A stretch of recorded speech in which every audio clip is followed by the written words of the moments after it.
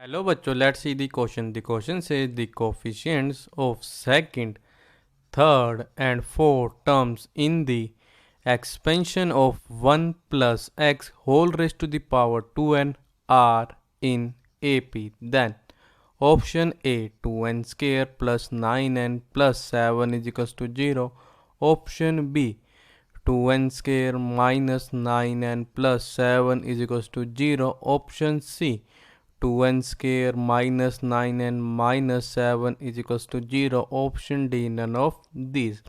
तो हमारे पास गिवन है कि जो हमारा कोफिशिएंट आएगा second, third and fourth term का इन दी एक्सपेंशन जो कि हमारे पास है 1 plus x whole raise to power 2n, ये क्या है एपी में है। तो हमको ये बताना है कि जो हमारे पास ने ये चार ऑप्शन दिए हैं उनमें से कौन सा ऑप्शन करेक्ट है। Firstly I will tell you कि कॉन्सेप्ट और एक ही कॉन्सेप्ट आपकी हेल्प करेगा इस क्वेश्चन को सोल्व करने में।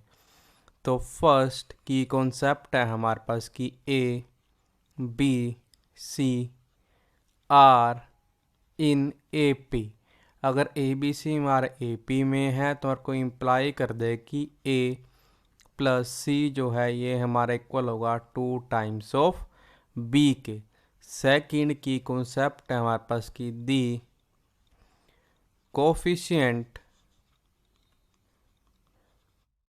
of r plus 1th term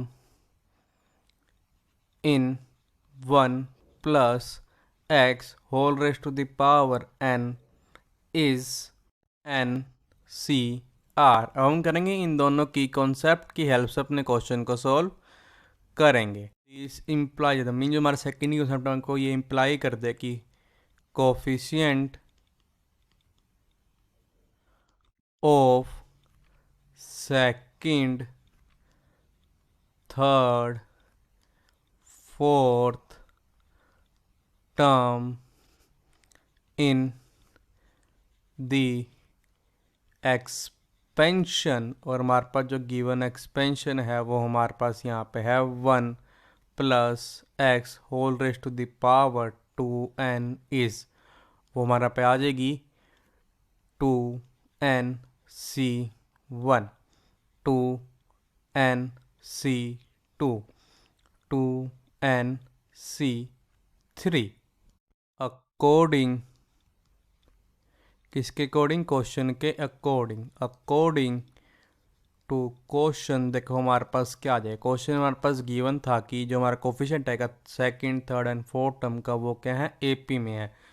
तो आपको क्या इम्प्लाई कर दे यहाँ पे कि अगर अपने की कॉन्सेप्ट का यूज़ करें कि 2n c1 plus 2n c3 जो है ये हमारा x के इक्वल हो जाएगा, ये हमारे इक्वल होगा 2 टाइम्स ऑफ 2n c2 के। This implies us that 2n c1 means 2n का factorial divided by 1 factorial into हो जाएगा 2n माइनस 1 का factorial plus 2n c3 means 2n का फैक्टोरियल, ये हमारा डिवाइड किससे हो जाएगा 3 फैक्टोरियल इंटू 2n माइनस 3 का factorial. This is equals to 2 times of 2n c2 means 2n का फैक्टोरियल डिवाइडेड आप आ जाएगा 2 फैक्टोरियल, और ये हमारे यहाँ पे आ जाएगा 2n माइनस 2 का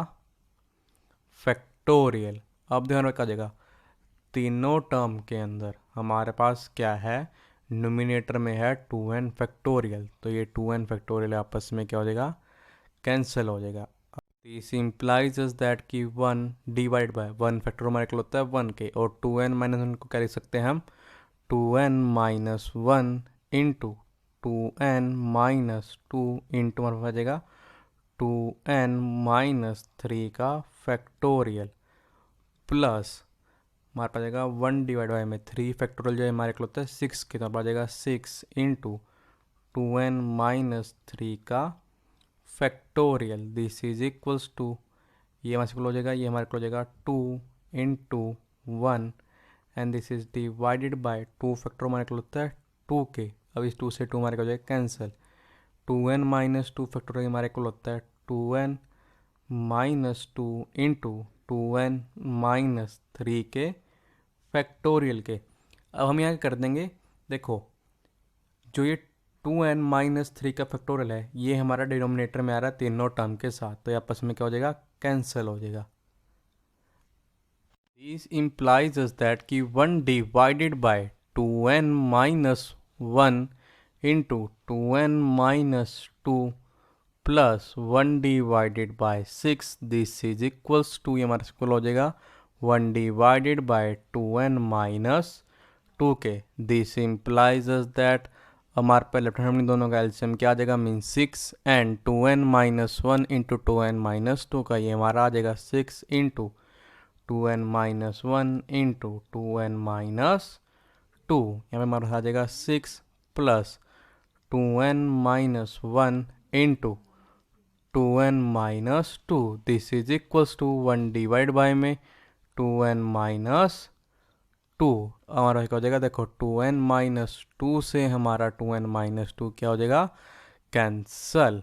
दिस इम्प्लाइज दैट कि 6 प्लस 2n मल्टीप्लाई 2n में आ जाएगा 4n का स्केयर, 2n मल्टीप्लाई माइनस 2 में आ जाएगा minus 4n, minus 1 multiply minus 2n में आ जाएगा minus 2n, minus 1 multiply minus 2 आ जाएगा प्लस का 2, this is equals to 6 times of 2n minus 1.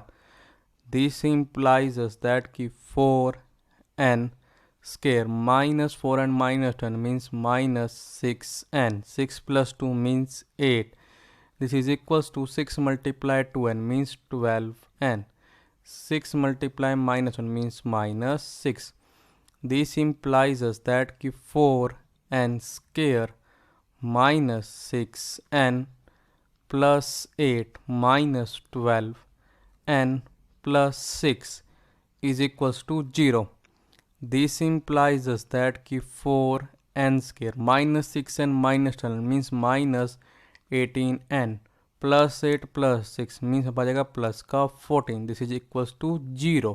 This implies, अगर इस पूरी इक्वेशन को हम 2 से डिवाइड करना आ जाएगा 4n square divided by 2 means आ जाएगा 2n square minus 18n divided by 2 आ जाएगा 9n प्लस फिर आ जाएगा 14 divide by 2 means 7, this is equals to 0.